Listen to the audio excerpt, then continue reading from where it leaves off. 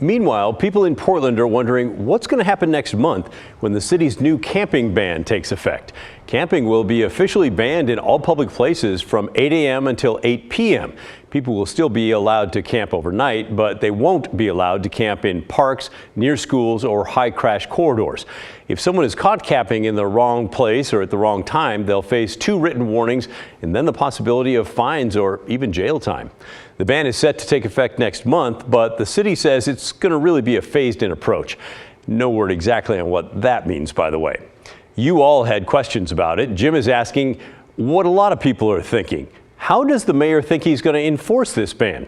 There are not enough police to deal with the existing problems, and if not the police, then who? Jim's right. We already do know that Portland police are understaffed. They've told us that themselves several times, that they just can't respond to all the crime that happens in the city.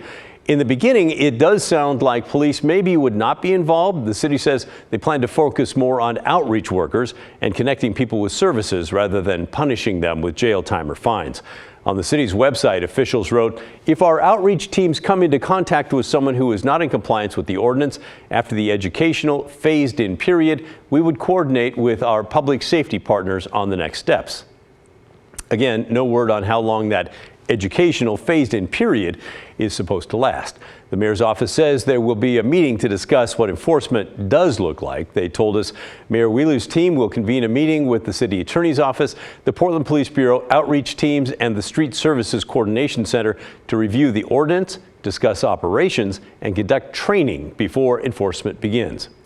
Portland City Commissioner Renee Gonzalez told us that almost no one is actually going to go to jail over this camping ban. The city also says the district attorney's office is going to be focused on seeking alternative sentences rather than actual jail time. Karen wrote, I'm wondering where these folks will go. Sounds like there is not an alternative in housing or places they can camp. Just chasing folks from place to place is inhumane.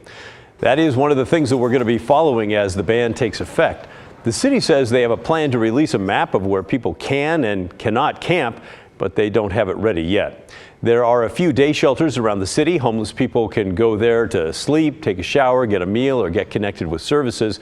But several of those people running the shelters told the city they do not have the capacity to deal with a big influx of people if needed. Here's Liz Starkey with Rosehaven. That's a shelter for women and gender diverse people.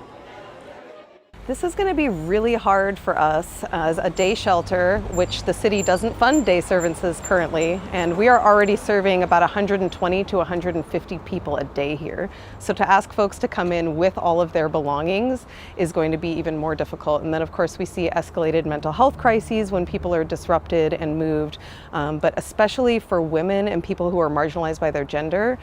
This is really hard because a lot of those folks stay up all night to stay safe and they sleep during the day. So it's going to be particularly disruptive for the women in our community that are experiencing homelessness and living outside. Portland Mayor Ted Wheeler said he plans to work with the day shelters. He also says he wants to open 6 large camping sites throughout the city, places where people can go and camp and get connected with services. So far, none of them have opened. Wheeler's office says one of the campsites with space for about 140 people is set to open within weeks in southeast Portland. They say the second one could be opened by the end of the year, but they have not said where that will be located. The city still has not opened, by the way, all of its Safe Rest villages, which were announced all the way back in May of 2021, more than 2 years ago now. We're going to keep you posted on this camping ban and how well it is or is not enforced. In the meantime, what do you think? Send us any more questions you might have. We'll look for answers. You can write to thestory@kgw.com or call and leave a voicemail, 503-226-5090.